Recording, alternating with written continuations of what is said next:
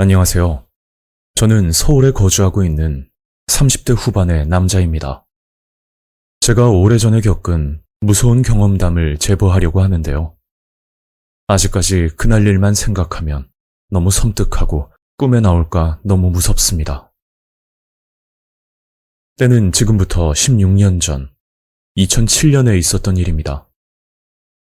그 당시 저는 20대 초반의 나이였고 한참 이성에 관심을 가질 때였죠.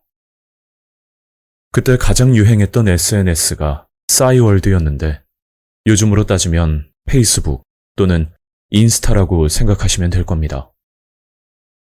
주변 친구들은 싸이월드에서 이성을 만나 커플까지 되는 모습을 종종 보곤 했는데 저는 개인적으로 이성을 만날 때 온라인보다는 오프라인 만남을 선호하는 편이라 친구들이 온라인으로 연애를 하는 것을 보고 부럽다고 느껴지진 않았죠.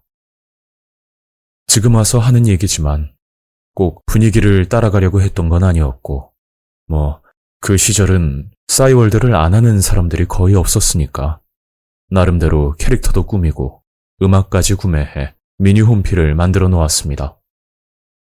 방문자는 하루에 10명조차 안 되는 정말 인기 없는 미니 홈피였는데 어느 날 어떤 여성분이 저에게 일촌 신청을 받아달라며 방명록에 글을 남기고 갔었죠.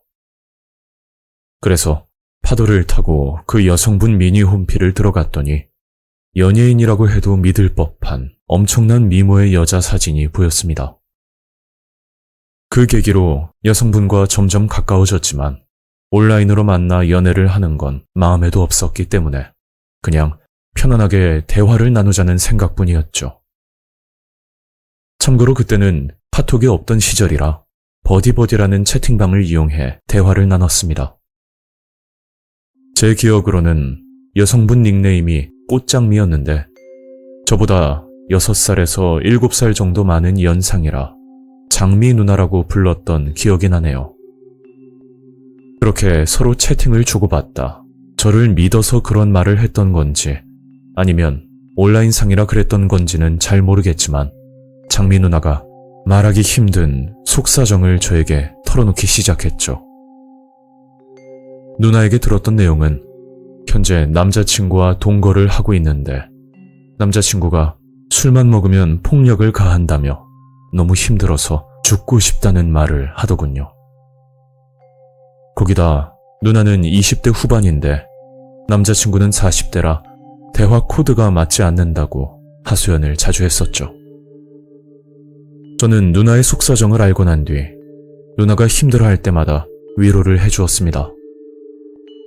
그런데 누나와 대화를 하면서 좀 이해가 되지 않았던 부분이 폭력을 당하고도 경찰에 신고를 하지 않는 점이었는데 대신 신고를 해준다고 해도 절대 하지 말라는 말만 하더라고요. 오히려 제가 경찰에 신고를 하면 저와 2번 다시 연락을 하지 않겠다고 말을 하는 겁니다. 정말 이해하기가 힘들었지만 누나가 말 못할 다른 사정이 있겠지 생각하고 그냥 넘길 수밖에 없었어요. 그렇게 장미 누나를 알게 된 지 2달 정도 흘렀고 제 마음에도 변화가 생겨버렸습니다. 온라인 만남을 탐탁치 않게 생각하던 저였는데 매일같이 서로 안부를 묻고 번호까지 교환해 통화를 하다 보니 얼굴도 본 적 없는 여자를 저도 모르게 좋아하게 되어버렸죠. 이미 누나는 남자친구가 있는 상황이라 마음을 정리하려고 노력했지만 그게 좀처럼 쉽지 않더라고요. 여전히 남자친구는 술만 마시면 누나에게 폭력을 가한다고 들었고 그런 얘기를 들을 때마다 너무 답답하고 화가 났습니다. 저는 한참을 고민하다 누나에게 고백을 하기로 생각했는데 어차피 남자친구가 있으니까 누나가 거절을 하면 미련 없이 정리를 할 수 있을 것 같았고 만약 제 고백을 받아준다면 어떻게 해서든 더 이상 그 남자와 엮이지 않게 해주고 싶었죠. 남자친구가 있는 여자에게 고백을 한다는 것 자체가 잘못된 행동인 건 알지만 평소 누나에게 욕을 하며 폭력까지 쓰는 남자는 제 개인적인 기준으로 누나 남자친구가 될 자격이 없다고 생각을 했었습니다. 그리고 그날 밤 저는 장미 누나에게 제 마음을 표현했고 누나에게 전혀 예상치 못한 대답을 듣게 되었죠. 장미 누나의 대답은 현재 남자친구와 그리고 저 둘 다 포기할 수 없다는 말을 했고 누나의 말을 곰곰이 생각해보니 폭력을 쓰는 남자친구지만 누나가 아직 남자친구를 많이 좋아하고 있다는 뜻으로 받아들일 수밖에 없었습니다. 그 후로 저는 장미 누나와 점점 거리를 두며 지냈는데 제가 누나를 위해 할 수 있는 건 위로 말고는 아무것도 없었기 때문에 힘들지만 마음을 정리하기로 결정했죠. 장미 누나도 제가 예전 같지 않다는 걸 느꼈는지 점점 연락 횟수를 줄이더군요. 그렇게 누나와 연락을 하지 않고 한동안 일상생활을 보내고 있었는데 갑자기 어느 날 누나에게 전화가 걸려오는 겁니다. 야, 너는 내가 연락 안 한다고 해서 너도 똑같이 안 하냐? 장미 누나는 남자친구와 헤어지고 제가 보고 싶어서 연락을 했다고 시간 되면 얼굴이나 보자며 말을 하더군요. 저는 누나와 주말 저녁에 약속을 잡고 거진 3달 만에 첫 만남을 가지게 됐죠. 장미 누나는 사진보다 실물이 훨씬 예뻤는데 연예인이라고 해도 믿을 정도로 정말 미인이었습니다. 너 사진이랑 실물이랑 너무 다른 거 아니야? 일단 나 따라와. 누나는 편의점으로 가서 소주 2병과 안주거리를 사더니 맞은편 모텔로 향했죠. 그리고 이미 방을 예약했던 건지 카운터를 그냥 지나쳐 곧장 숙소로 들어갔습니다. 저는 누나를 처음 만난 것만으로도 굉장히 떨렸는데 거기다 둘이서 모텔까지 들어왔으니 더욱 긴장이 될 수밖에 없었죠. 그때 누나가 저를 빤히 쳐다보더니 훈아, 너 나랑 사귀면 후회 안 할 자신 있어? 저는 말없이 고개를 끄덕였고 누나는 한참 뒤 심각한 표정으로 말을 하더군요. 내가 시키는 대로 다 할 수 있어? 어? 뭘 시키려고? 일단 씻고 와서 얘기해. 특히 손가락 사이사이 깨끗하게 씻어. 누나는 손가락을 깨끗이 씻으라는 말을 여러 차례 반복했고 그 당시 저는 누나가 깨끗한 성격이라 그러나 보다 그렇게 생각을 했었습니다. 누나 말대로 비누를 2번이나 써가며 손을 씻고 나왔고 제가 씻을 동안 누나는 술과 안주를 꺼내 세팅을 해놨었죠. 야, 얼른 이리 와서 한 잔 쭉 마셔. 저는 평소 간이 좋지 않아서 술을 먹지 않았는데 누나는 끝까지 먹으라며 강요를 하더군요. 아, 누나, 나 술 진짜 못해. 그냥 천천히 먹을게. 그러니까 누나는 제가 먹지 않으면 본인도 안 먹겠다고 한숨을 쉬는 겁니다. 그때 우연히 누나 손을 보게 되었는데 어디서 사고를 당한 건지 양쪽 새끼손가락이 보이지 않더군요. 순간 깜짝 놀랐지만 첫 만남에 손가락 얘기를 꺼내다 괜히 누나가 상처를 받을 수도 있겠다는 생각이 들어 조용하게 못 본 척 넘어갔습니다. 야, 왜 못 본 척해? 내 손가락 없어진 거 너 탓도 있어. 저는 장미 누나가 하는 말을 전혀 이해할 수가 없었는데 누나 손가락이 없는 게 제 탓이라고 하니까 너무 황당하기만 했었죠. 그리고 갑자기 누나는 자리에서 일어나더니 보여줄 게 있다며 가방에서 손수건을 꺼내 제 눈을 가리면서 말을 하더군요. 잠시만 있어봐. 네가 술을 안 먹으니까 그냥 해야지 뭐. 누나는 가방에서 뭘 찾고 있는 것 같았는데 적막한 방 안에 부스럭거리는 소리만 들렸죠. 누나, 뭐 하고 있어?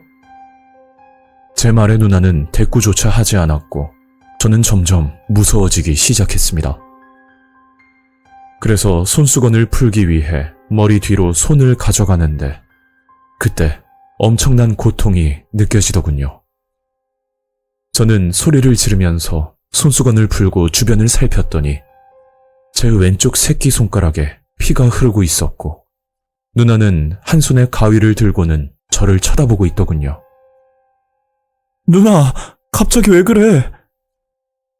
장미 누나는 이상한 말을 하며 천천히 다가오는데 그 순간은 몸이 얼어붙을 정도로 미친 듯이 무서웠습니다. 저는 방문을 열고 도망가려고 했으나 누나는 제 옷을 잡고 끝까지 매달렸고 결국 누나를 뿌리치고 가까스로 방을 빠져나오게 됐죠.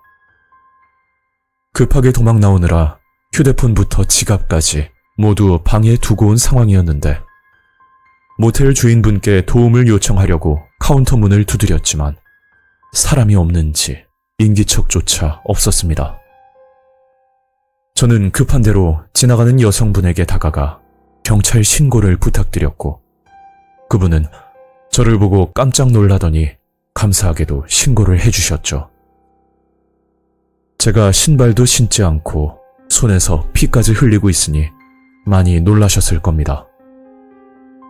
그렇게 경찰 신고를 하고 있을 때 모텔에서 장미 누나가 나왔고 저를 발견했는지 가위를 들고 미친 듯이 뛰어오더군요.